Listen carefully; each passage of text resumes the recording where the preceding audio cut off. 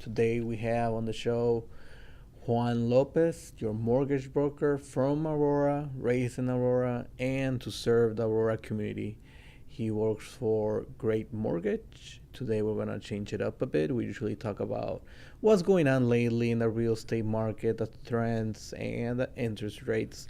But this time we're going to talk about a little more about his personal story, what got him into it, what drives him, his motivation, and maybe what sports team he likes. So with that said, Juan Lopez, how you doing?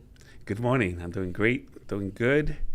So a little bit more intimate today, I see, Yeah, huh? we're gonna change it up. Change it up. So that'll work. So, like you said in the beginning, born, raised in Aurora, actually third generation Mexican American. Okay. My grandparents' roots come all the way down from California when it was Mexico, and that's on my mother's side. I was raised just with my mother, who passed away in December of last year. So, I'm sorry. mother, I got you down here representing still. And she raised six of us, man. I'm the second youngest of six kids. Oh wow. So, for whatever reason, parents split up when we were small. I was probably like, I don't even remember, 3, 4 years old. And it's tough. I don't know how these women do it nowadays. She had six of us, and when there's an income and the sole provider, the sole breadwinner of the family, it's rough. I can only imagine how it was back then. Yeah. But next thing I know, I'm in this new area, a new neighborhood. For me, I'm a kid. I don't know what's going on. And it was, we ended up in the apartment complex. We used to live in a home. I vaguely remember the home. It used to be right here on the east side of Aurora on Benton Street, right down the street from here. Yeah. And then where next thing I know, we're living in an apartment. But the only thing I realized as a kid is there was a bunch of kids for me to play with. There was never a time to be bored. And it was a different place and time. Computers weren't out yet. Yeah. At least not that we could access, right? You could only see them at the Or big video offices. Yeah. The video game had just came out was Atari. Look how Okay. far along we come from that, And then a little bit thereafter, Nintendo. I don't know how my mom did it. Maybe my older brothers worked a little bit, or my older sister, but I don't think they did. But the point is, I had those gaming systems. Okay. And we're in an apartment. It's public housing. And I don't know at the time that we're poor, raised on public aid.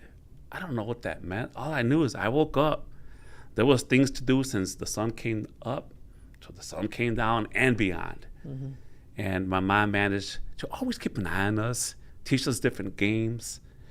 And next thing you know, the neighborhood kids would come around, and I was playing in a large structure with 30 to 40 kids, hide and go seek, kick the can, tag. There used to be a lake.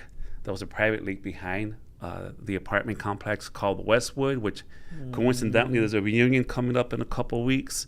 And that's always a great time because you get to reconnect with the larger portion of people that I was raised with, right?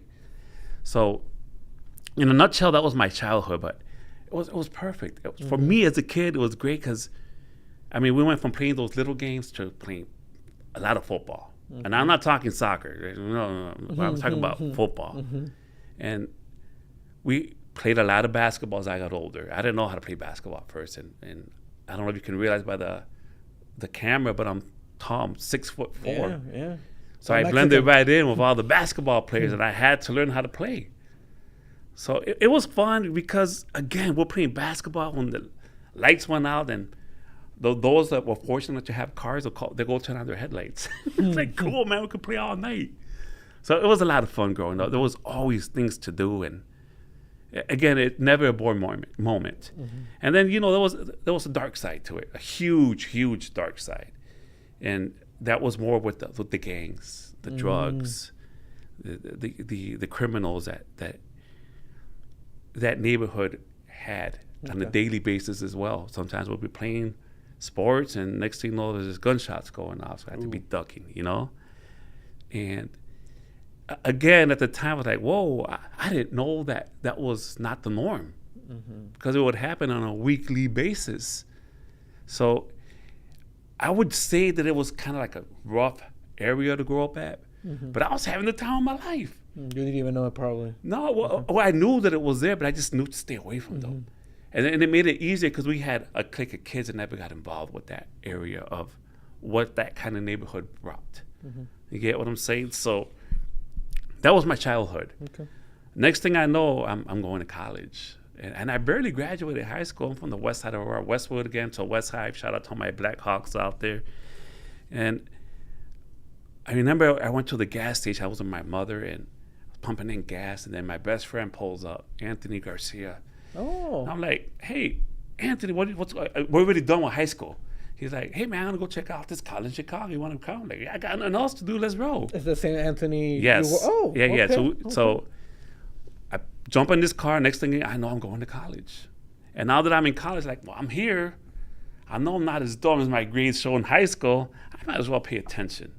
So next thing you know, I'm graduating with honors, bachelor's degree in business administration. Wow. So I was like, oh, okay, this can kind of work. My first job was Radio Shack. You got questions? We got answers. That was Radio Shack, man, back in the days, you know? The one on Lake Street? Yeah, on Lake Street. Yeah. I remember I worked for a manager named Luis Rojas, and that guy was quite a character. But he taught me early on sales. And more than anything, it was customer service, right? And it was very technical, again, because back then it was like a Best Buy, but like a smaller portion. And we had everything, all the little gadgets, all the little things to build the stuff that we have today. So that was my first job coming out of college. And that was a manager's training. Next thing I know, I became a manager. Like, ooh, I'm Mr. Manager now. And then little by little, I started swaying more into the finance aspect, where I worked for different companies like Household and Beneficial and American General. And what these companies did was they presented loan options to clients, anywhere from getting credit cards, personal loans, car loans, mortgage loans. And I quickly realized, hey, if I do a mortgage loan, it's a lot of good money in this. And I get to really help people get out of debt. And back then, I'm talking about late 1990s, like 98, 99. And then eventually those companies folded or they got bought out.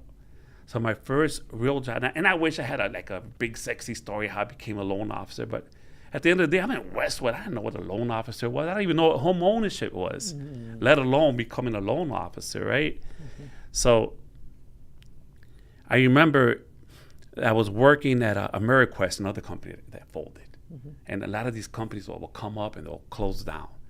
And I believe it was more because people weren't doing the right thing. Okay. And it's very important to be educated when it comes to what many of us have as our number one investment of our lifetime, and that is buying a house, right? So I understood the intimacy of buying a house and what it took early on. And then a friend of mine had left AmeriQuest and went to Countrywide, which is now Bank of America. Oh. So he told me, hey, Juan, we're hiring over here. Come over here. And again, I was like, well, what else am I going to do? Right? My company just shut down, and I was barely getting training on just doing mortgages. So now I'm flying to California to get training, and the training that Countrywide provided was a script that we had to memorize. It was over 9 pages. It was like an essay. We had to memorize that word for word, or we couldn't get hired on.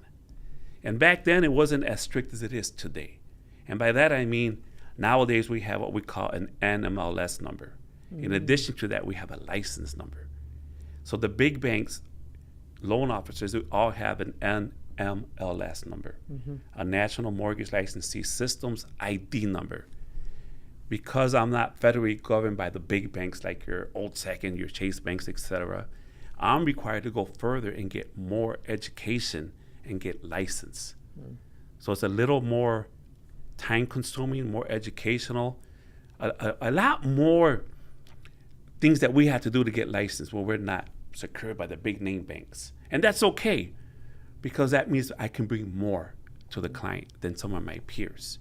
And we're required to do this every year to renew our license, kind of like you do. Okay. You got to renew your license every Yes. single year, right? Yeah. Well, in addition to that, we have to do education. But what that does, it attaches that license number to all the production that we do. That a lot of headhunters use it to call me every other day. Hey, Juan, come work with us. But what that does is making sure that we're held accountable. Okay. So that's one thing that lacked when I first started doing mortgages. And there was a lot of different programs that no longer exist today. So this license held us accountable because every single loan that we do, it follows us, not just for a year or two, it's for life. So again, and this is Big Brother kind of watching what we do, we as individual loan officers.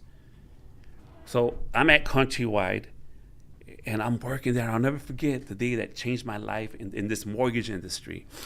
And I told this story to some of my peers. They know it already, but it never gets old for me. It really changed who I became in this industry because I was given an opportunity, right? And a lot of times when I'm working for the banks, even today, people want somebody who's bilingual, right? And so when I work at these banks, these mortgage companies, they're like, oh, you're bilingual, so I'll get all the Spanish referrals. I'm like, well, I speak English too. Don't limit me to just the Spanish-speaking clients. I'm bilingual for a reason. But no matter where I worked, there was always just a certain criteria of people. Like, well, I can reach more than just, and don't get me wrong, the Latino community is what I'm here for. Not just them, but just minorities in general. But going back to Countrywide, the day that's changed my life, I was sitting down in Arlington Heights in our office building, first floor. I'm sitting on my desk. It's full of desks. There's no cubicles, nice wooden desk. And this red-headed lady comes in. And my desk faces the door. And she's there to visit another loan officer. And at this point in my career, I'm just starting. I'm struggling, man. I'm living paycheck to paycheck, trying to figure out, man, how I'm going to get my next deal. Luckily, Countrywide gave me a small little salary that pretty much tied me to that desk. So that lady walks in, and she's looking for the loan officer, but then she locks eyes with me. And at this time, this was like 20 years ago. She's a lot older than me, so it wasn't an attraction thing, right? She just looked dead at me, made a beeline past everybody's desk, looked right at me and said, oh my gosh, do you speak Mexican? Oh. So I was like, Spanish? Yes, I speak it fluently. And she was like, if you're not making six figures a year, you're doing yourself a great disservice. Did you know that? I'm like, sure. Like, I wish I was making six figures, especially at that point in time. That's equivalent to like $200,000-300,000 today's income levels, right? So that lady was a real estate agent. She was there to see one of my peers. They had a monthly meeting. I really don't know. But the reason that changed my life, because she worked for a real estate company named Stark Real Estate. And I'm in Arlington Heights, which are neighbors, a lot of suburbs, Schaumburg being one of them. And Schaumburg is a big industrial city, meaning Spanish speakers, bilinguals, here I go again. But that gave me the opportunity to put my foot in the door of real estate agents. I had no clue how to do purchase business, and that's different than doing refinances. There's a lot more parties involved in doing a purchase loan versus refinancing people, which is pretty much all I did to that point in my career. So the name of that real estate company was Stark Realty. So I got to meet all of them, and all of a sudden, I had like 15 different realtors sending me not just the bilingual people, but everybody. Wow. So I was slammed. Wow. I was like, man, how am I going to do this? I went from one loan like every other month to now having like one referral a day, sometimes 3 or 4. Wow. So what happened shortly thereafter, it blindsided me, but Stark Real Estate, remember, we're in different times, they were bought out by Countrywide. So then Countrywide said, hey, all you realtors, we own you, in so many words. If you want to make commission on the loan, on the purchases that you're doing, you have to send it to this division of Countrywide. Those realtors weren't having it. Like, no, we're dealing with Juan. I was in a different department. So push came to shove. Can't beat them, join them. Next thing I know, I'm working for this dedicated division of Countrywide. And all we did was work with realtors. So that made my career take off, I'm now flying on a countrywide plane, also known as Bank of America nowadays, and I'm flying to Hawaii. I was like, hey, I can work with this. I went from Westwood to flying to Hawaii. Like, man, I could do this all day. So that's how I came in the business. That was my story. That's a really good story for motivation. Yes, I try to reach Connie Murphy to tell her I'm still speaking Mexican. But I haven't, in today's date and age, I couldn't locate her. Yeah. It's been a long time. Okay. And I'll take my chances. Connie, if you're out there, call me. We got to do lunch, dinner, whatever it is. You call it. I don't care where you're at in this nation. My phone number is 630-362-1888. I've been looking for you for the last 10 years. Please share this video. Yeah.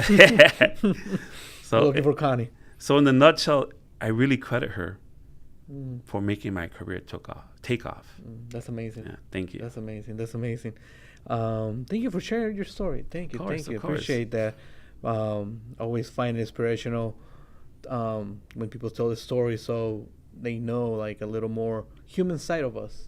Yes. That's probably they just see us, as sexy loan officers and real estate agents, Yeah.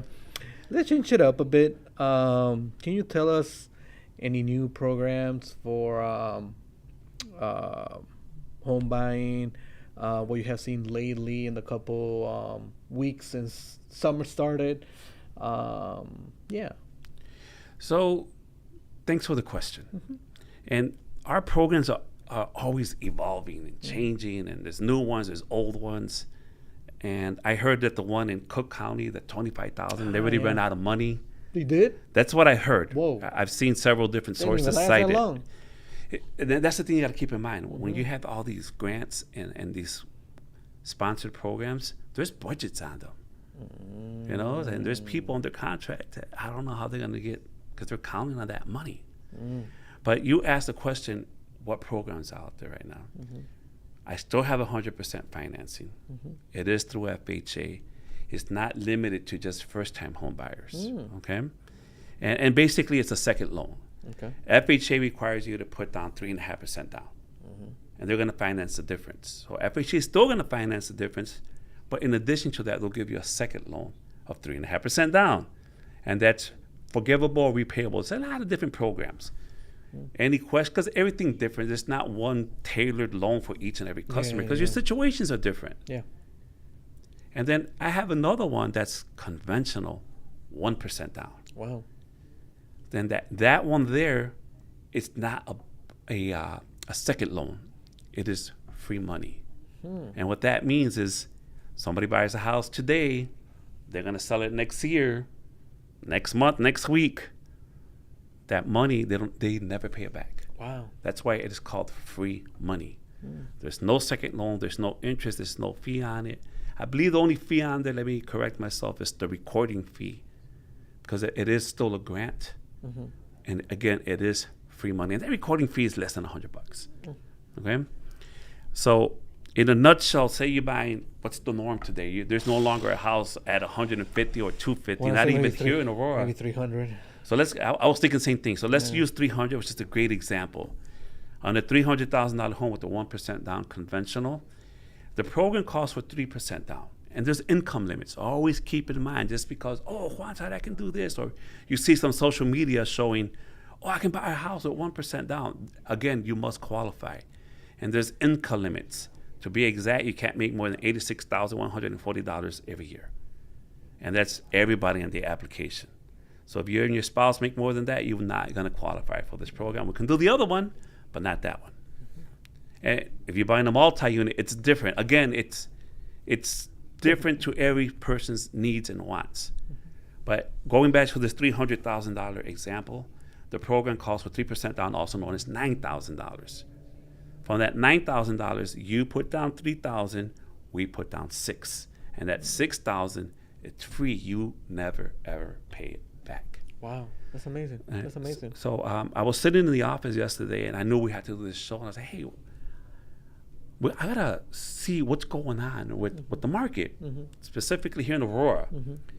And very interesting, man. You guys are kicking butt out there. And the reason I'm saying that is because over 98% of the homes listed in Aurora have sold at asking price or above. Yeah.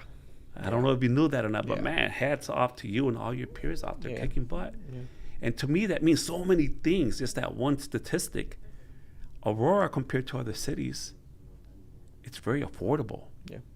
And the schools here ain't too bad either. Yeah. You know? Yeah. And they keep getting better. All my peers over in the east side, East Aurora High School, you know, the biggest rivalry in the state. It's over 100 years old.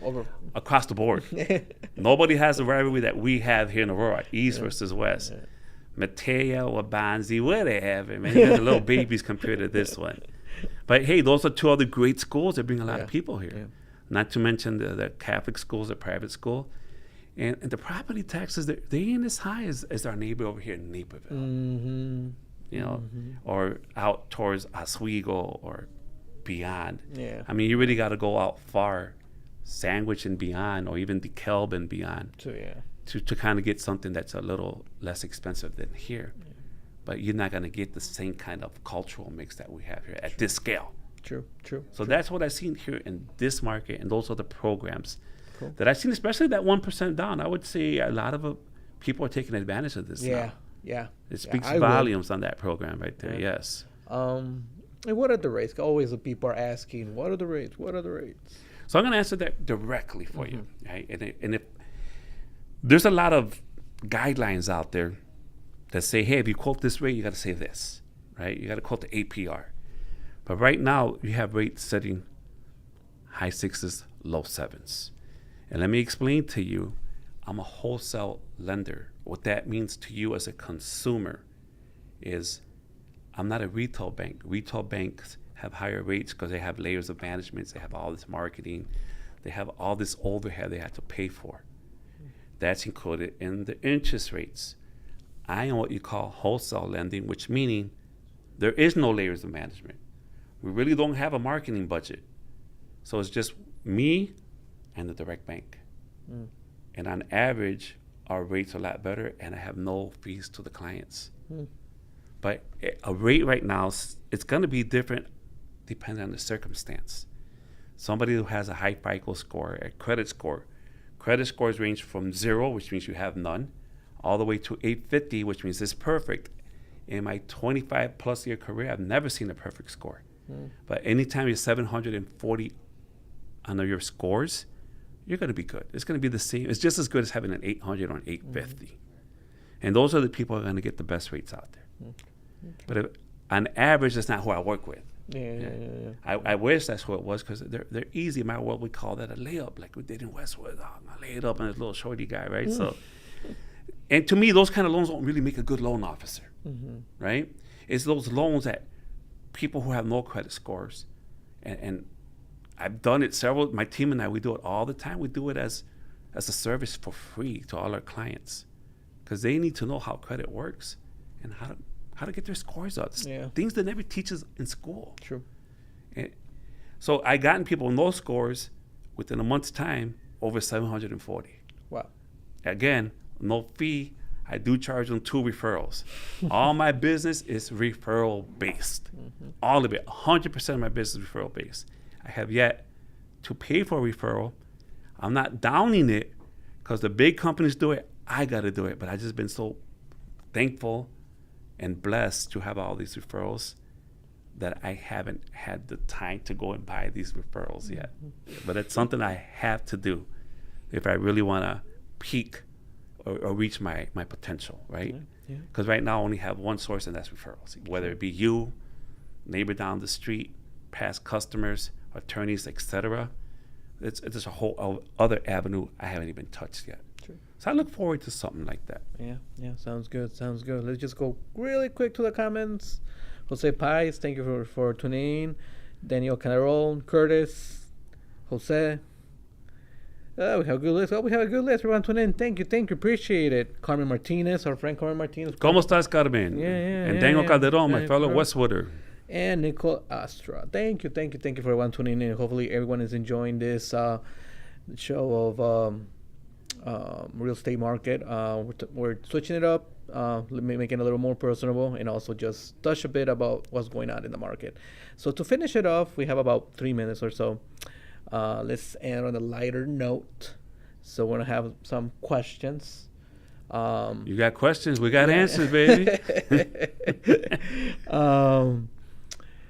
Food-wise, do you prefer hot Yes. dogs or Food. hamburgers? Yes, food all day. Hot dogs or hamburgers? We're in Chicago, man. Yeah. Right? And you know we're real big on hot dogs, but I have to go with hamburgers. Hamburgers? How Yeah. you like your hamburgers? Medium. Yeah. Sports. You say you like football and basketball. Which one of them you? How about them Cowboys, baby? Cowboys fan. Okay. Favorite basketball team? Chicago Bulls. Other than that, I'm local. Yeah. Just the Cowboys, near and dear to my heart. My mom's from Texas. Not that you ever watch football, but I always identify that star with Texas, where my mom's from, or where my family's from. So yeah, as a kid, I just grew on the Cowboys. Die hard. Okay. Tacos or tortas? Tacos. That torta, that bread, it's like Too I could thick. eat like 5 tacos to one torta. You know. Yeah. So I would say tacos all day. Yes. Favorite kind of tacos? Pastor or asada or any other you want to name? Some lengua and some chicharrón, baby. Yeah. In Mexico, I had one for the first time ever, and it became my favorite. Ubre, which is udder. Oh, It's delicious. I'll try it. I even fell in love with that taco lady. My wife knows. Everybody knows that taco lady, man. Yes.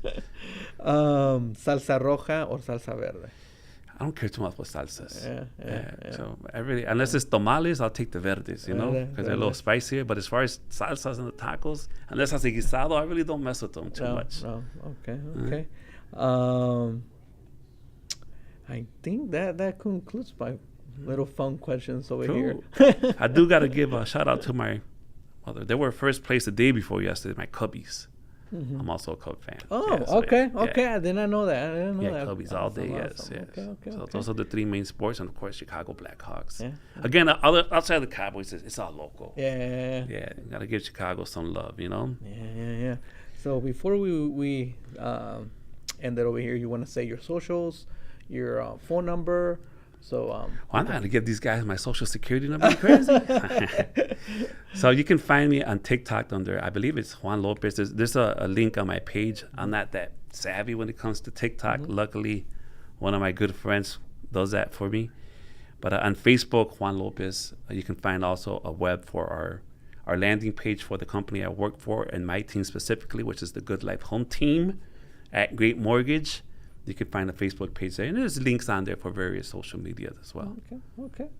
Well, there you have it. Thank you for tuning in. Share this video so we can find Connie and tune in for next week.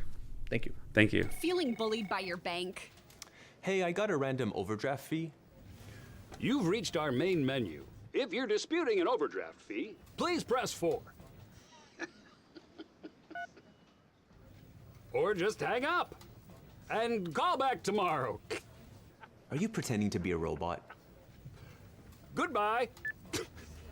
Stop banking the same way, expecting different results, and start banking where you matter. Wintrust. Different approach, better results. YEP gives me a lot of hope for the future, not just here locally, but as those kids go out into the world and they share their perspectives and their passions, it's going to be infectious. It's going to spread. So they're just an amazing organization that sets their partners and this community up for success.